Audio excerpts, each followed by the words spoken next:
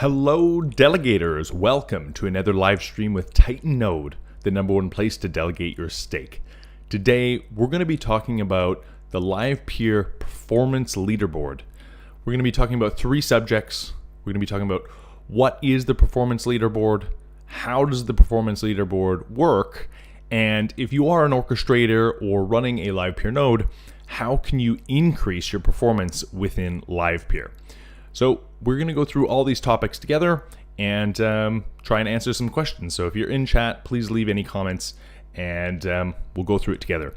So the first thing I want to do is share my screen and quickly go through with you what exactly is the Livepeer performance board.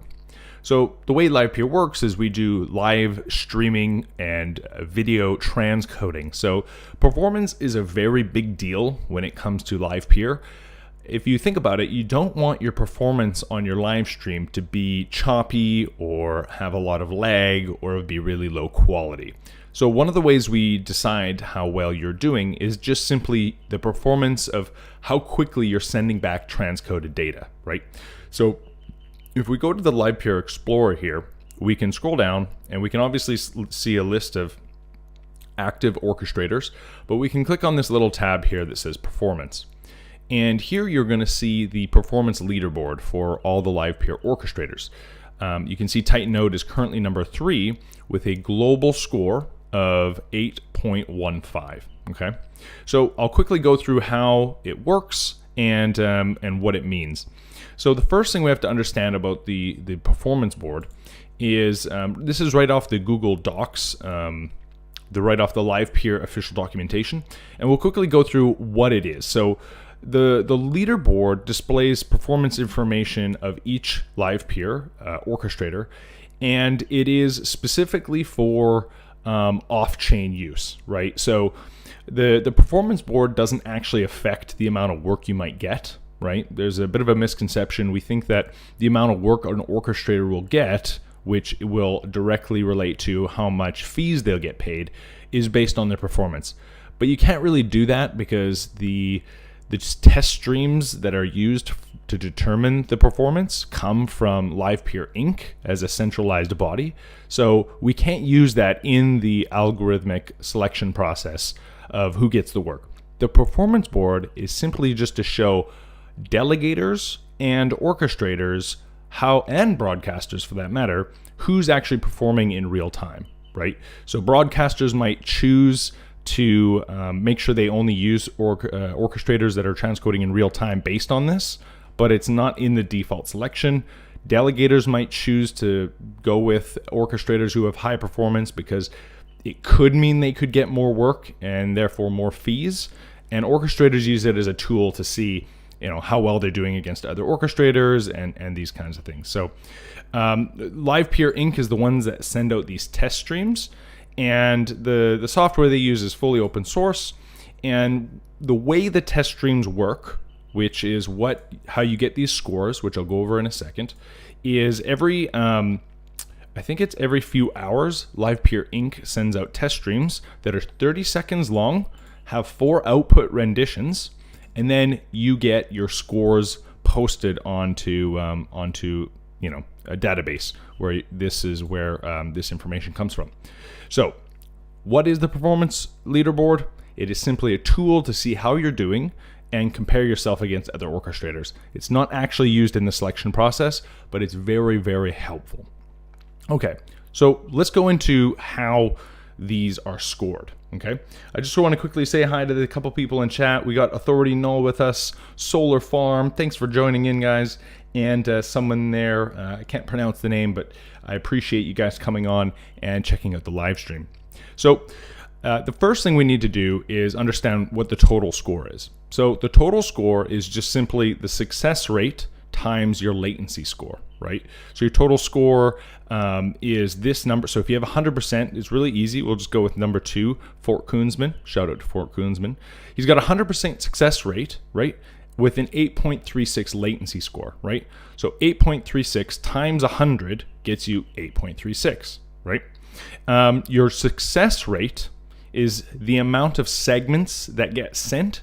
So there's in 30 seconds, there will be 15 segments, because each segment is 2 seconds long.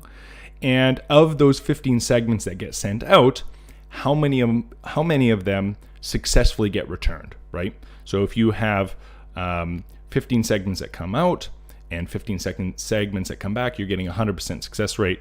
As you can see, some people don't have the 100%, including Titan Node. I think we dropped a few here just because, this is the 1 day average. You can look at the weekly as well, but you can see that you drop some segments based on interruptions of some kind, and then you can see the latency score is so that's success rate, which is how many segments get dropped, and latency score is how quickly the round trip takes, right? So it's round trip time times the success rate gives you your overall score.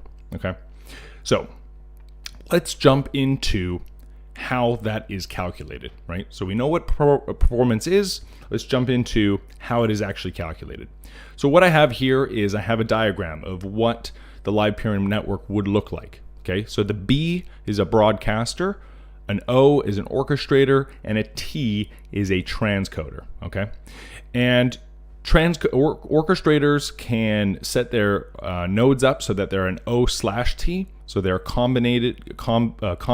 So the transcoder and the orchestrator are on the same machine, or you can separate them, right? So you can have an orchestrator and a transcoder connected remotely. This is common of like a live pool, which is like a public pool, right? So the way this works, we'll start with the latency score, which is this score here. The way your score is determined is you have your broadcaster. Let's just pick North America as an example. We have a broadcaster that sends out a segment. I'm going to pick the draw button here. We have a broadcaster that sends out a segment to an orchestrator, okay? And that orchestrator receives it. Now the orchestrator, this might take, let's say, 50 milliseconds. Okay, so let's say that takes 50 milliseconds. Let's make this a better size. Let's make it 32. Say this takes 50 milliseconds to get from this orchestrator, this broadcaster, to the orchestrator. Now this orchestrator has to send that segment, 2-second segment, to the transcoder. Okay, I need to draw again. Okay, and let's say that this takes another 50 milliseconds. We'll just, pick a random amount. And these are probably typical, right? It could even take, let's say that the orchestrator is pretty close to the transcoder is pretty close to the orchestrator. So let's say this takes 40 milliseconds. So you have 50 plus 40 just to get to the transcoder. Now the transcoder actually has to do the transcoding work, right? So the way this works, and we can bring up actually our backend, Titan Node Orc. If we go here, and what is the password for this? This is the backend for Titan Node, of course. Save that. I don't think there's any sensitive information that has been shown. Let's pick an orchestrator overview. So if you are an orchestrator, you will see this.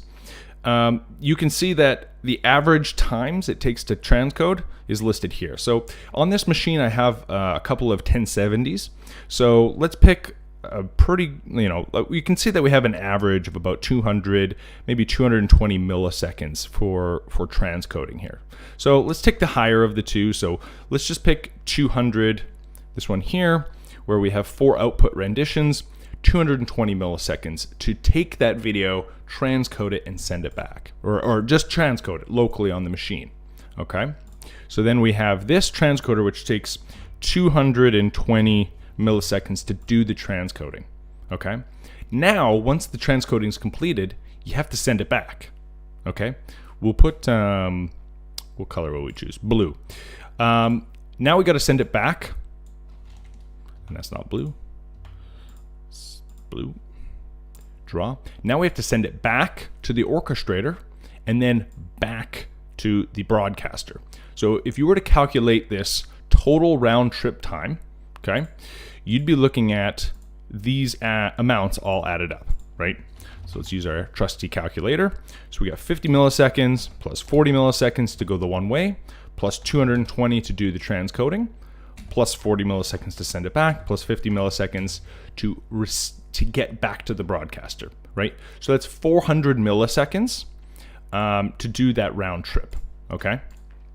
400 milliseconds to do the round trip. Now, the segment that they sent you is likely going to be 2 seconds. That seems to be the default. Broadcasters can use different amounts as they wish, but by default, it is 2 seconds, which is exactly 2,000 milliseconds, right? So if you think about it, you send out a 2-second segment for transcoding, and within 400 milliseconds, it's come back and transcoded, which means it's transcoded in real time, right? So that means we've sent out a piece and it's coming back to us before the 2 seconds has ended, where you're getting the next 2-second segment, right? So if you think about it, this is a really good example of our orchestrator transcoding in real time, right? So now the other option, so that's the O plus the T at a distance, right? Now, if you are also transcoding and you happen to have an O plus T or O/T setup, which is the transcoder on the exact same machine as the orchestrator, then you can send the segment, and that will be 50 milliseconds. It'll take 200 milliseconds to transcode, say, and then you're going to send 50 milliseconds on the way back, right? So we'll just draw this line real quick. And again, that's not blue. We're going to send this back. And so this one is going to be 50 milliseconds plus 220 to transcode plus 50 milliseconds all the way back. So the exact same work, depending on your setup, you're going to receive different scores based on just how you're set up, right? So that's going to take 320 milliseconds in order to do that, which is going to give you this higher latency score. It's a little counterintuitive. This latency score here that's listed on Livepeer, 10 being max, is actually faster, and 0 being not transcoded at all. So we want lower latency, but technically you want a higher latency score, which is backwards. It seems inverted, but if you have a 10 out of 10, it usually means you're going you're going very quickly, right? So both these examples would be transcoding in real time, right? And as you can see, you can actually calculate. You can see that the source duration here is about 2 seconds, between 2 seconds and 1.99 seconds. Okay, so you can see that the source duration coming in is 2 seconds. You can check our download times, which at this node we're actually getting about 212 milliseconds. About 269 milliseconds, right? So these times that I just gave here, these 50 milliseconds, probably not very accurate, right? I would put these more at, well, in this case, would be 200 and about 70 milliseconds. And that's live, right? So if we update this maybe to 270, just so that we're more accurate, right? This now gives us, we're still under that 2 second mark, but this transcoder could be, again, 250 milliseconds based on where we are, right? So again, if you add that up, 270 plus 250 plus 220 plus 250 plus 270. Okay, perfect. We're still in real time, which is amazing, right? So 1,260 milliseconds. So in this case, we're still real time. By the way, this is fiber internet with 1 gig up and 1 gig down connection. Okay, if you were on slower internet and this is about 1 second, if you can think about it, it takes 1 second to download and 1 second to upload. You are now out of real time just simply because of your internet speed, right? So internet speed is actually probably the biggest factor when it comes to whether you can transcode in real time. A lot of GPUs can transcode pretty quick, especially if the NVIDIA ones. They can usually transcode pretty quickly. So your internet speed is going to have a huge impact. Okay. So let's let's see, Solar Farm says, yeah, there's 7 regions at 3 tests per day per region. So 21 tests a day. Okay, great. So there's 21 of these test streams coming in. So that's assuming you're in North America and you're receiving North America streams. Okay. And, but the thing is, what if you have a broadcaster that's in Europe? Okay. So let's go ahead and delete all this. Okay. And delete all this. What happens if you have a broadcaster that's in Europe? Okay. We have this stream that comes into this orchestrator and comes over here and has to get transcoded. Now, this might work, but the problem is this time might be something like, I don't know. Let's pick 800 milliseconds. Okay. Just because that might be true, right? Let's assume this takes 800 milliseconds, and then you have to come up here, and again, this takes like 250 milliseconds, and then you have your transcoder here, which does 220 milliseconds.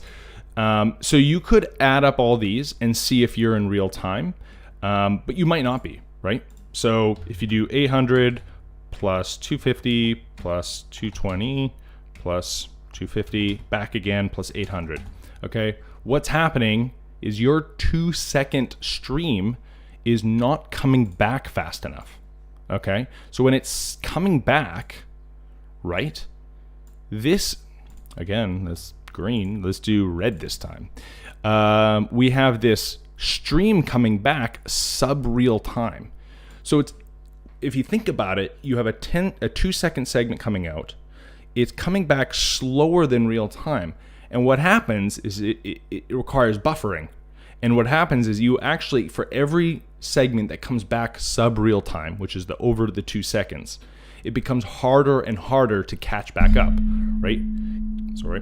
You end up falling behind so much that you become 8 seconds, 10 seconds, 15 seconds behind. And now you're transcoding in lieu, you're not keeping up. And what happens is there's a certain point at which a broadcaster will give up on you, and that broadcaster will find a new orchestrator that can transcode in real time. And unfortunately, that process of swapping over can be detrimental because you'll have missed frames, right? So this European broadcaster will oftentimes check to see whether you can transcode in real time or not.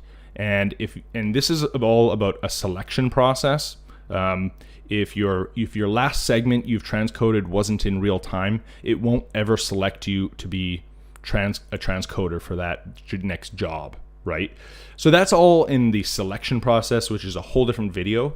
I will do that video in the future about like what the selection criteria are to get work, but right now we're just focusing on performance. Okay, so right here, this would not transcode in real time if you're getting a stream from Europe, right?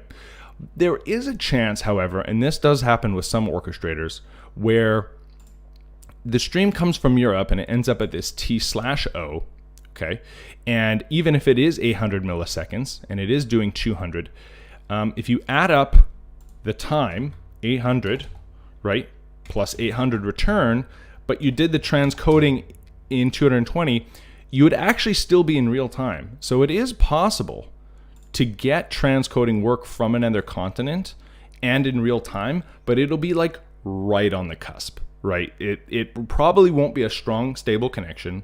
It probably will only transcode some of them in real time, and overall it'll be probably a pretty poor performance. So being like pretty close to where the broadcaster is really important to getting like stable work and providing really good services to the entire Livepeer network, right? So even though this could be real time, you're probably not going to get a lot of this work, right? Okay, so that covers that. And what I will just lastly cover is now if you have a broadcaster from Asia who is both just too far away, like you are really far, and you send out these streams, you send out, they call them discovery requests. What they do is the broadcasters send out a request asking for how far away the orchestrator is, and whether their last segment they transcoded was real time. That's called the selection process. And there's a whole agenda to it. Again, a whole nother video.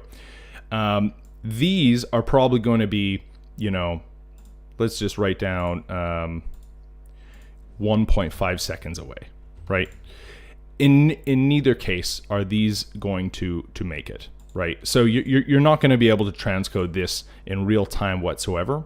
And so any segments that come back are going to be sub real time, and you won't be chosen for these jobs at all. Okay. And all of this, there's 7 regions currently where Livepeer does test streams from. All of this is actually on the performance leaderboard within Livepeer, right? So if you go to Livepeer and you check out the global performance, you can click on this little drop down. And let's pick, for instance, let's just go with Los Angeles. Okay, you can see that Titan node here is number 4. We're getting about a 9.33, and so are some other orchestrators. And what you'll see is different regions have different scores. So you get work based on what region you're closest to. And there's a great app here. The link is in the description. One of the orchestrators within Livepeer has created this tool where you can check all the test streams of all the, you can check the results of all your test streams that has determined your score, right? So, and also global on here, the global score is just an average score of all your regions, right? So all 7 of these regions, London, Los Angeles, New York, they get added up as a sum total, and that's how you can calculate that. So if you're only in one region with a high score, but the rest of your regions are really low score, you're probably not going to score well on performance, even though you might be really eligible for work in that area. Okay, so let's just go ahead and take an example here. I'll open up Titan Node's dashboard. And the way you use this tool, again, link is in the description below. You can also check it out on the Livepeer Academy. It's under the links and tools section. We can go ahead and copy the Titan Node address, right? So this is the on-chain address. We can click here, copy this to the clipboard. There, it finally showed up. So we can copy that to the clipboard. We can throw it into our orchestrator address, and we can look up all the previous test streams. Okay, so this is great to use if you're new or you want to improve. I'm going to quickly go through what we see here. Okay, what we see here is the regions. So we have Frankfurt, LAX, London, Chicago, New York. We have whether they're in real time. So if they're white, they're in real time, and if they're gray, it means they're not in real time. And so what you have here is you have a couple of drop downs. So the first one is the transcode time. So I'm just going to use Frankfurt, number 1 here, real easy. It tells us the time we did it. So the transcode time was 0.31 seconds, right? So 310 milliseconds for that test stream, okay? Then the upload time was 0.17 seconds, which is your 0.17 being 170 milliseconds. The download time was 0.22. And if you add them up, there's this column called round trip time. So you can see the round trip time was 0.70 seconds. The segment duration was 2 seconds. So you can see right here, this is the key. This round trip time is less than the segment duration, okay? And you can see that for Titan Node, pretty much all of them are. When you get down to the bottom here, these Singapore ones, you might not be able to see them because they're behind me. I can kind of maybe bring me over a bit. Yeah, anyway, I'll move me to the side here. You can see here that the Singapore one, which is the one location that Titan Node doesn't have transcoders for. So by the way, if you are near Singapore and you want to join the Titan Node pool, we have room for you, okay? Right here we have this stream is coming all the way from Singapore and probably hitting our North America node. And you can see that the transcoding time is really fast. It's done in 150 milliseconds. But the problem is this download time is 1.38 seconds. And that's because it's going transcontinental. It's going across the ocean. And then we're ending up at a 2.25 second returned video. So we are not transcoding in real time in this region, and that's really bad.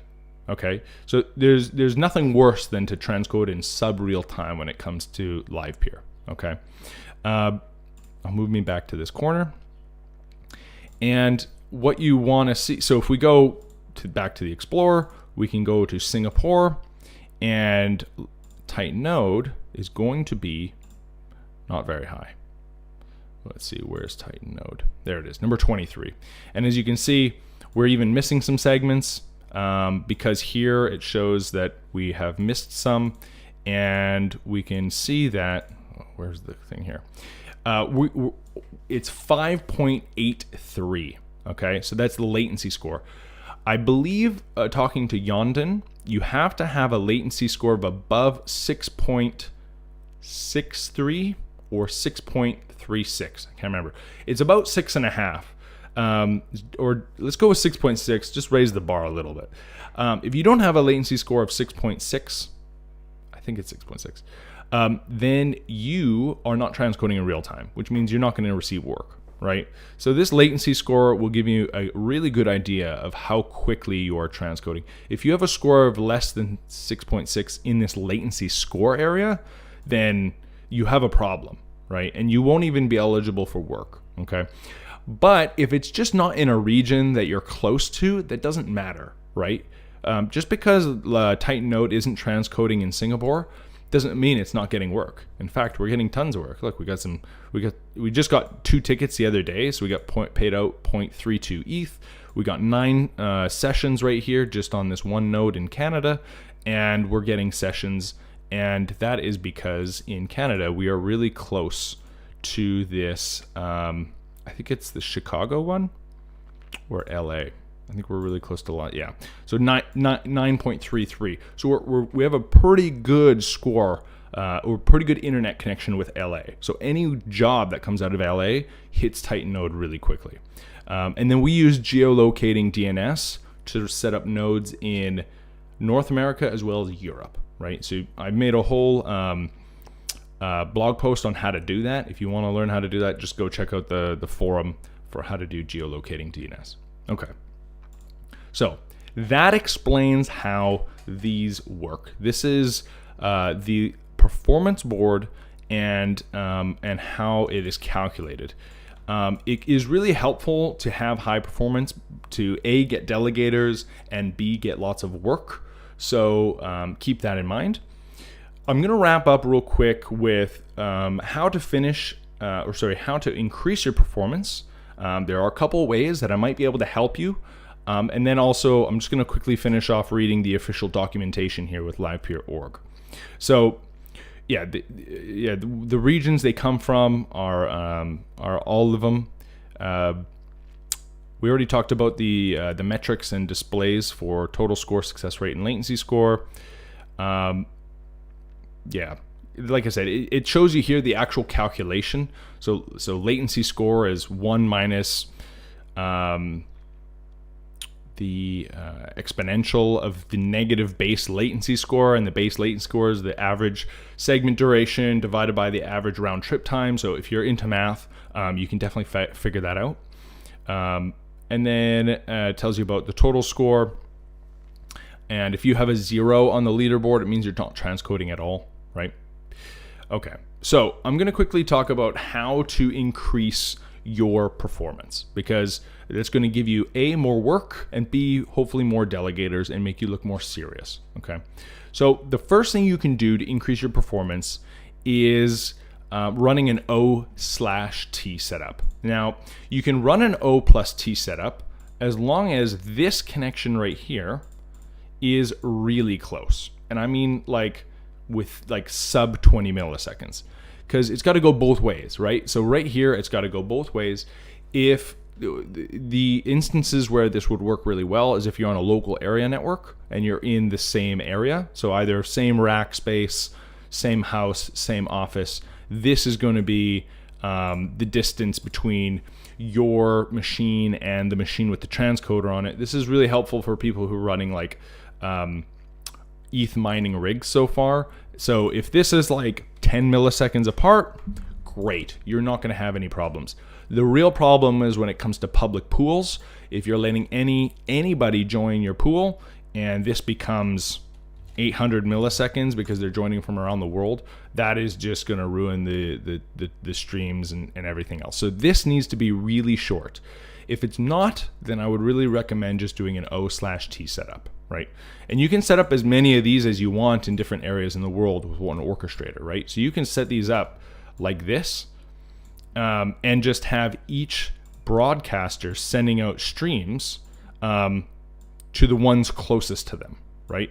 So you don't need to do an O+T setup. You can do an O/T setup. And you can also, wherever these are located, if you have people joining a pool or if you have resources around the world. If you can do this setup here, as long as, like I said, this is really short on the same local area network, or you're really adamant on only letting people join that are in a certain closeness to you. Okay, so that's the first way to increase your performance score. Okay, the second way is, and by the way, if you need you need fiber optic internet to do this. If you're on coax, chances are you don't have enough speed to really be able to do all this stuff. Okay, so you're going to want to have fiber optic internet to be able to keep up with all these speeds. The other bottleneck you might have is this transcoder is not transcoding fast enough. Okay, and this is typical of people who are running either really slow GPUs, are maxing out their GPUs, or are running on CPUs. Okay, so a NVIDIA GPU is probably going to be able to transcode in something like 220 milliseconds. Okay, if you're on a CPU, if you're doing CPU transcoding, you're probably already sitting at 800 milliseconds to transcode the exact same thing. Okay, so CPU transcoding provides a huge barrier when it comes to the amount of work you can do. And also old GPUs, which I will get into in the next video, which is which GPUs are the best ones and how much they can actually stream. But there are GPUs out there with really slow clock speeds. Okay, so if you have an old GPU and it has a clock speed of like 900 or 800 hertz, you're going to be doing these exact same streams in 400 or 500 milliseconds. Okay, the 1070 super clocked version has a base clock speed of 1700. Okay, and that's what this is doing here. Okay, so if you can see this here, we got these scores.